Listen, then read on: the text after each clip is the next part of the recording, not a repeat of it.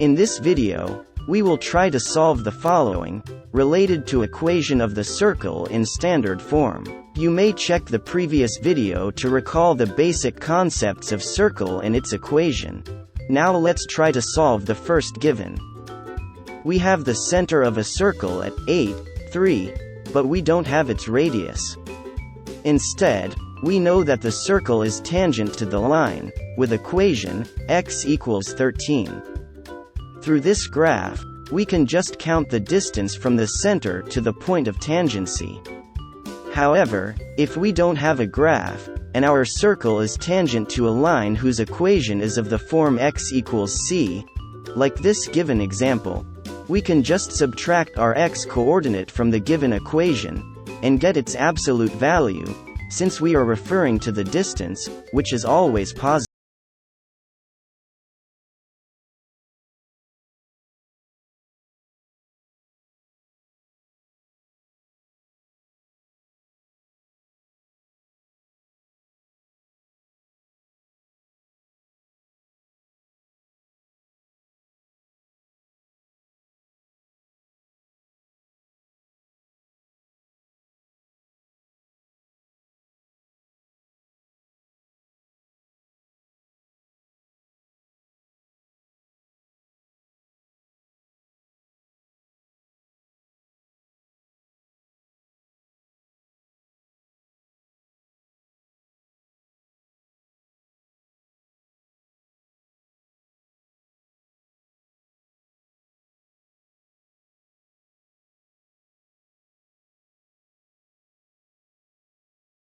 An equation of a circle in general form.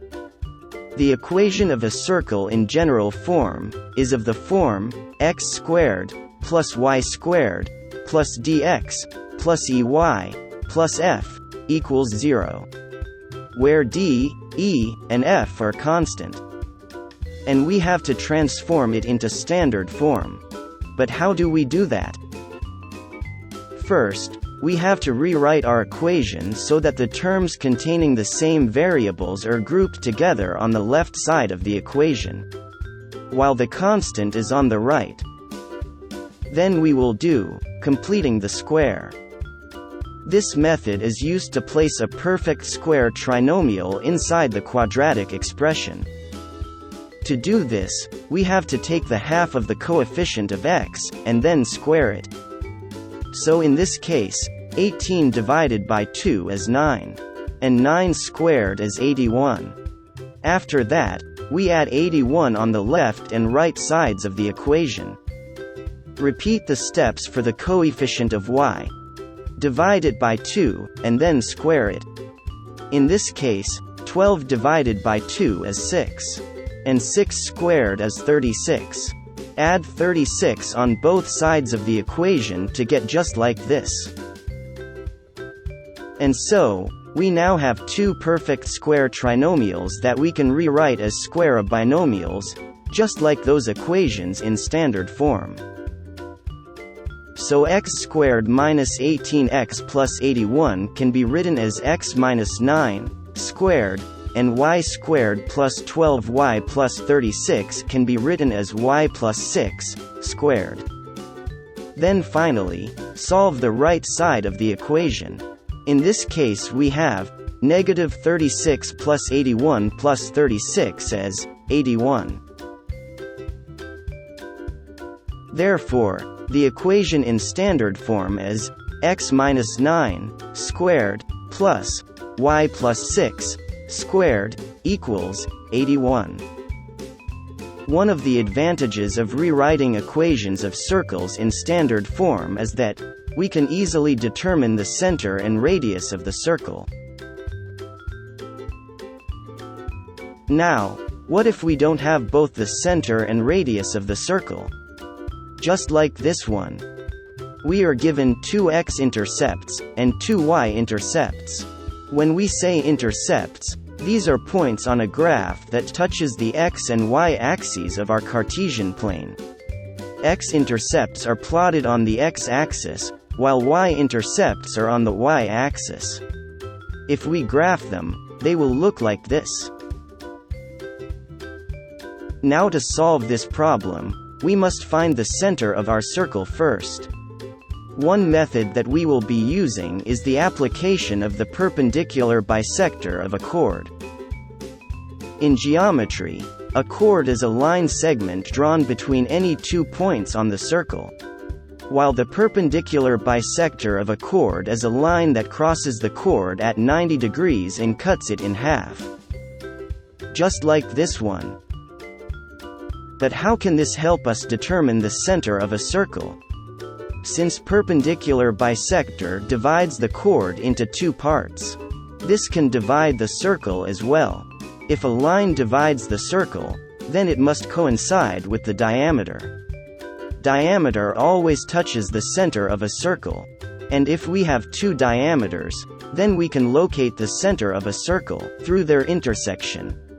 This time, let us recall how we can find the intersection of 2 lines, using systems of linear equation.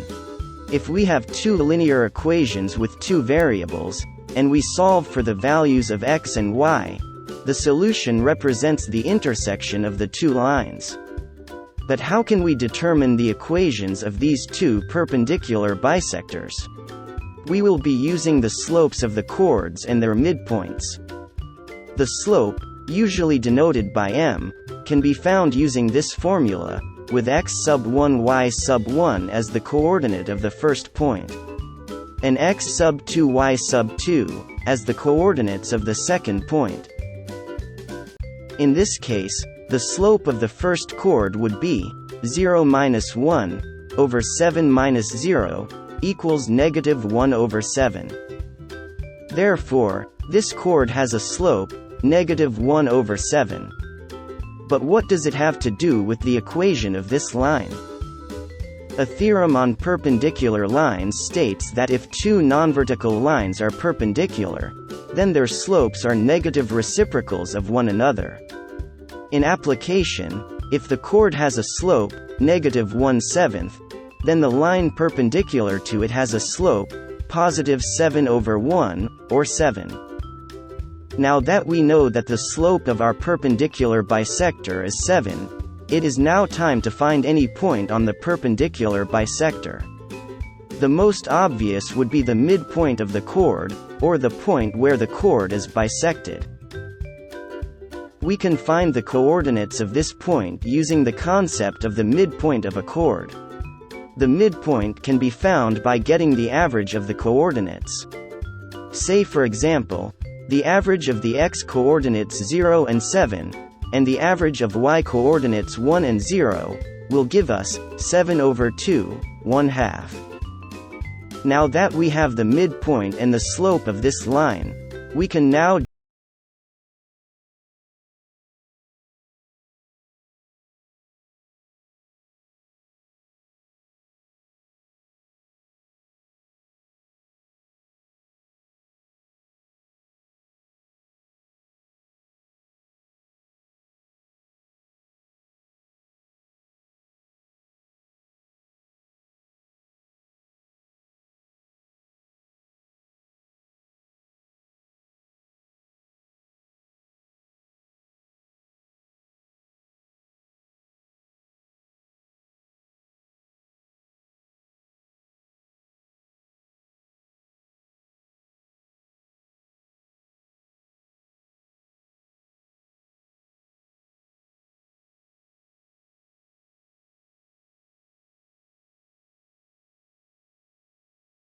Hence, the equation of this perpendicular bisector is y equals 7x minus 24. Then if we find the equation of the next perpendicular bisector, then we can determine their point of intersection, which is the center of the circle. Again, we can start by finding the slope of the chord using this formula. With the given endpoints of the chord, we have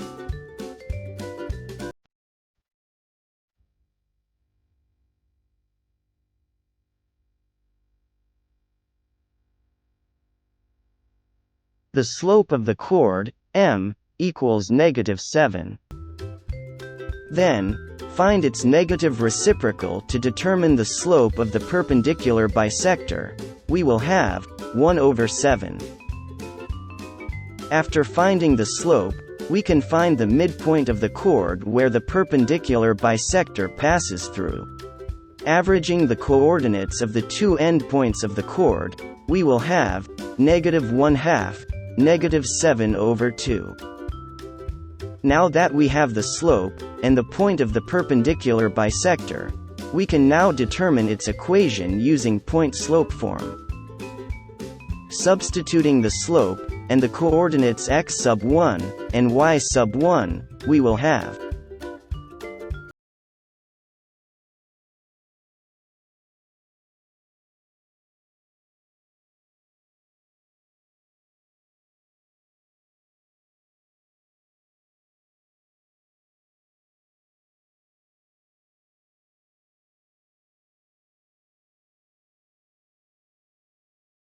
Lastly, rewrite this into slope-intercept form so that we can have the equation of the perpendicular bisector as y equals x/7 minus 24/7.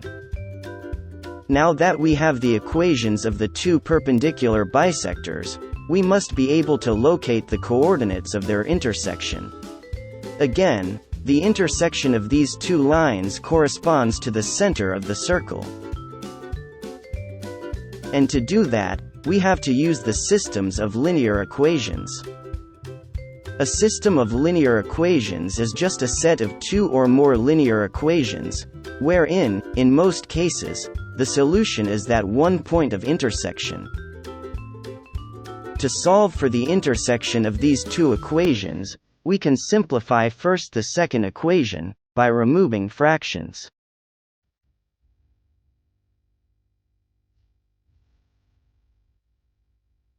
Then, solving the system by substitution, we can use the first equation's value of y, and substitute it to the second equation's y variable.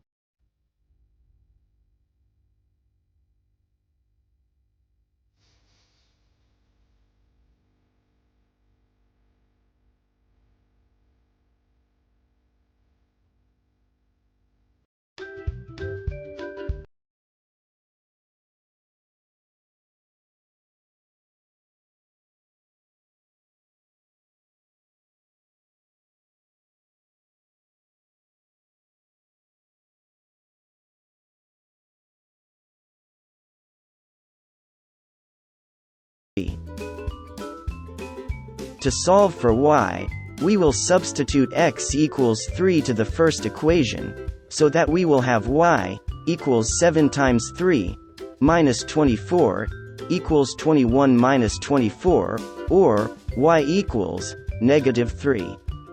Therefore, the solution to the system or the intersection of the two lines, which represents the center of the circle as 3, -3. With center 3, -3, we can find the radius by solving for the distance from the center to any of the given points on the circle.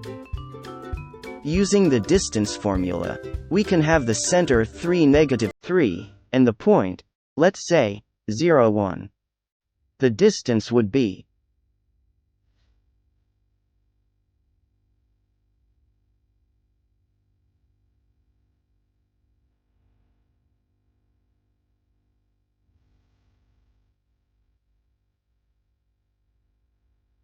distance, d, equals 5. Therefore, our radius is 5. And with all that, we can now determine the equation of the circle in standard form, which is x minus 3 squared plus y plus 3 squared equals 25.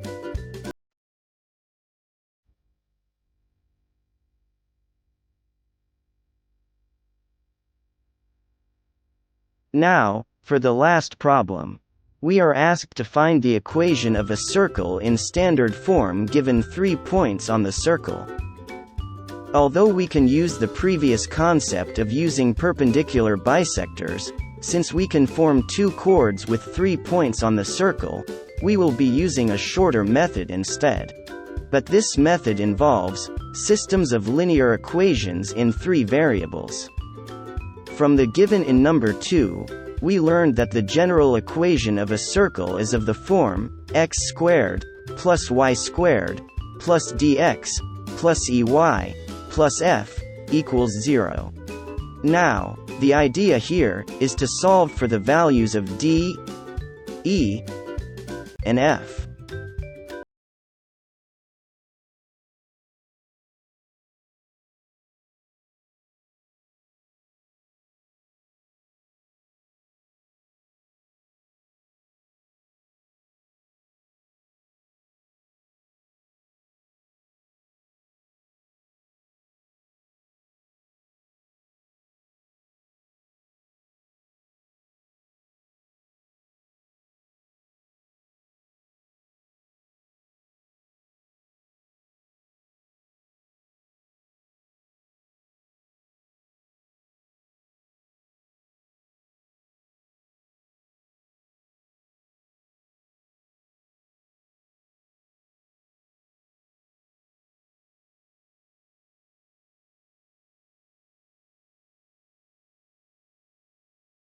Then simplify. So that, we will have 9 plus 81 minus 3d plus 9e plus f equals 0. Or, negative 3d plus 9e plus f equals negative 90. Which becomes our equation number 2. And for the last point, again, substitute the values of x and y on the general form of equation, simplify it, so that, we will have 25 plus 9 minus 5d plus 3e plus f equals 0. Or, negative 5d plus 3e plus f equals negative 34, our equation number 3. After having the 3 equations, we now solve for the 3 unknowns. I will be using the method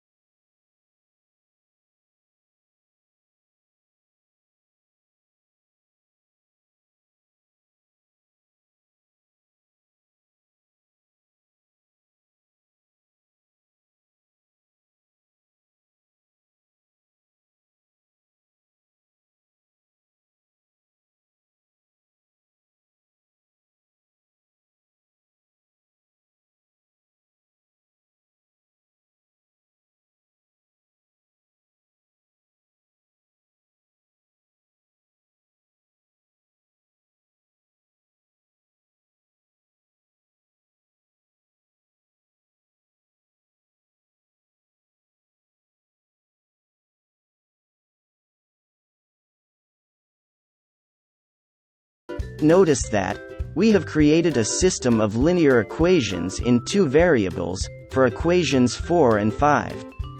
Thus, we can solve them further by elimination. In this case, we can eliminate variable e, if we can have the same coefficient for e, on both equations. So what we can do, is multiply equation number 5, by 4, so that we will have 24d minus 8e equals 128. We can now begin the process of elimination, by subtracting the 2 equations, to eliminate variable e. Then we will have 4d minus 24d is negative 20d equals 88 minus 128 is negative 40. Solving for d, we have d equals 2. Now that we have the value of the first variable, d, we substitute it to our equation 4 or 5, in order to solve for the value of variable e. In this case, I will be choosing equation number 4. Substitute the value of d, to the equations, so that we will have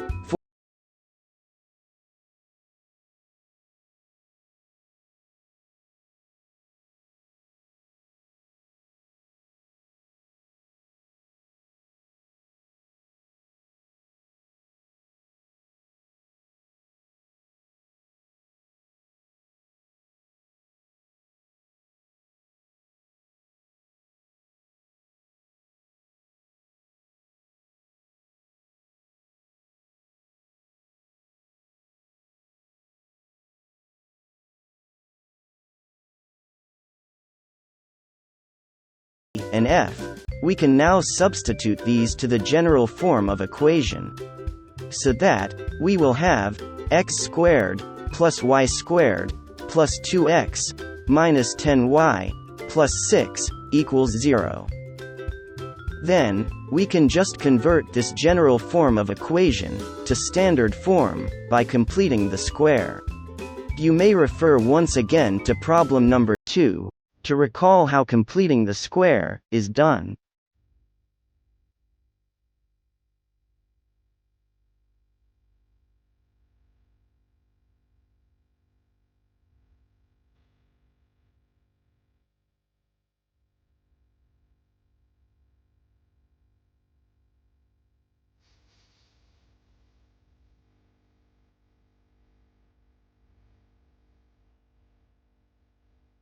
Hence, our equation is x plus 1 squared plus y